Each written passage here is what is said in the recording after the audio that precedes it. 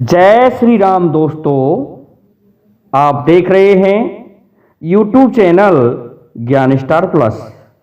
तो दोस्तों, आप सभी का हार्दिक स्वागत और अभिनंदन। दोस्तों, आज हमने आपके लिए बहुत ही सुंदर पहेली चुनी है। पहेली इस प्रकार से कि अहो विधाता तेरी कैसी घड़ी, दूल्हा से दुल्हन युगों बड़ी।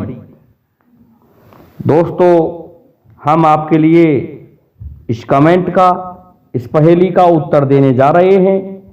इससे पहले जो भाई हमारे चैनल पर नए हैं दोस्तों, उन सभी से मेरा निवेदन है कि वे भाई हमारे चैनल को सब्सक्राइब जरूर कर दें। दोस्तों, आते हैं मुख्य कथा वस्तु पर। देखिए क्या होता है। आप सभी ने महाराज रैवतक का नाम सुना होगा, क्योंकि इक्ष्वाकु वंश के अंतिम राजा रह गए थे महाराज रैवतक। और ये इस तरह के राजा थे कि इन्होंने देवासुर संग्राम में और तो और संपूर्ण पृथ्वी पर ये सबसे बलिष्ठ राजा थे। तो इनकी धर्म ध्वजा स्वर्ग तक लहराई।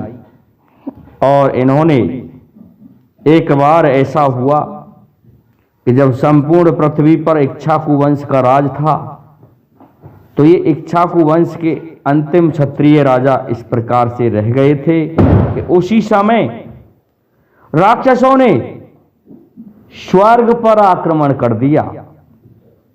और स्वर्ग पर जब आक्रमण किया तो देवताओं के लिए सहायतार्थ कौन जाए।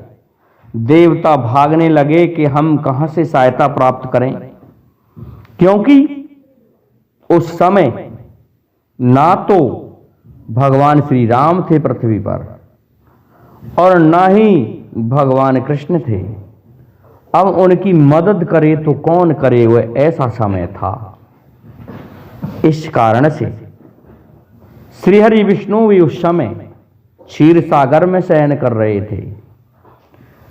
अब इंद्र ने सोचा कि हम किसकी सहायता लें।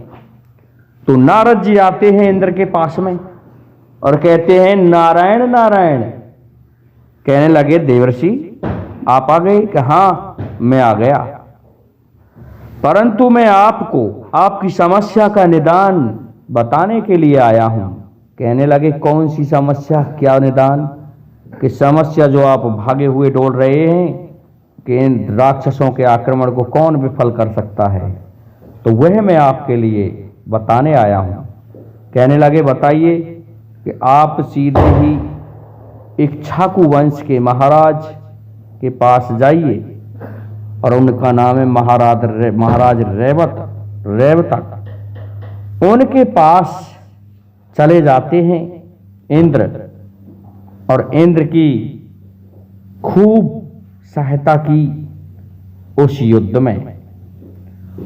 अंत में वहां पर लड़ते लड़ते काफी समय हो गया था, और महाराज रैवतक जब स्वर्ग में थे तो फिर वो वापस आ गए पृथ्वी लोक पर। इससे उनकी आयु और भी बढ़ गई।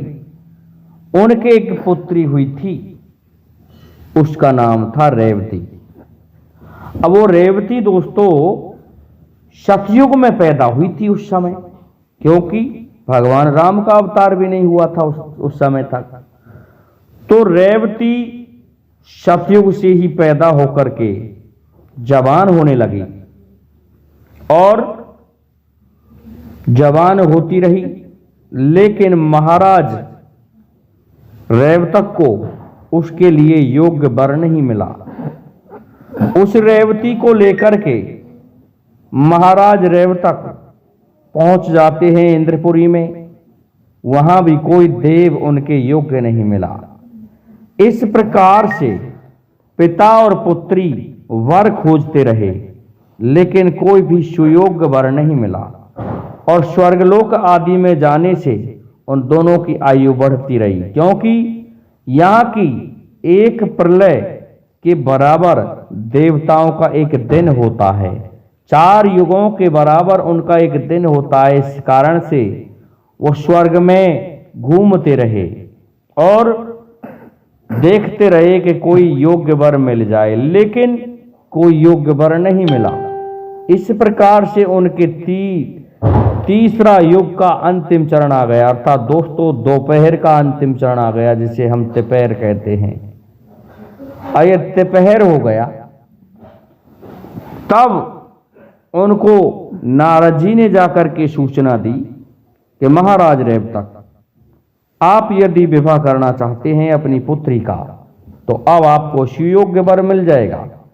इस पृथ्वी पर इस समय भगवान श्री हरि विष्णु ने कृष्ण रूप में अवतार लिया है, और उनके शेष नाग जो हैं उन्होंने उनके भाई के रूप में, जो कि बलराम के रूप में उत्पन्न हुए हैं, इस पृथ्वी पर राज कर रहे हैं, द्वारिका में बसे हुए हैं। आप वहां जाकर के संबंध कर सकते हो।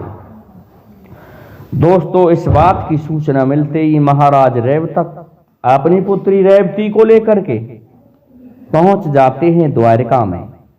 भगवान कृष्ण के पास पहुंचने से पहले ही नारद जी सूचना दे देते हैं कि महाराज, प्रभु महाराज रेवतक पधार रहे हैं आपकी द्वारिका नगरी में, उनके स्वागत की तैयारियां करवा दी जाएं, और बलराम जी के लिए उनकी जो पुत्री है वो उपयुक्त रहेगी। वह तो सतयुग की है, अंतर इतना है, और ये बलराम जी द्वापर के हैं, इसलिए ये द्वापर युग में बहुत छोटे रह गए। वो लंबी जरूर है, आपको मकान जरूर अवश्य लंबे बनवाने पड़ेंगे, बड़े बनवाने पड़ेंगे। इस बात को सुन के भगवान कृष्ण कहने लगे, कोई बात नहीं, दाऊ भैया का विवाह तो हम यूं ही कर लेंगे। अब तो दोस्तों पहुंच जाते हैं रेवतक भगवान कृष्ण के दरबार में।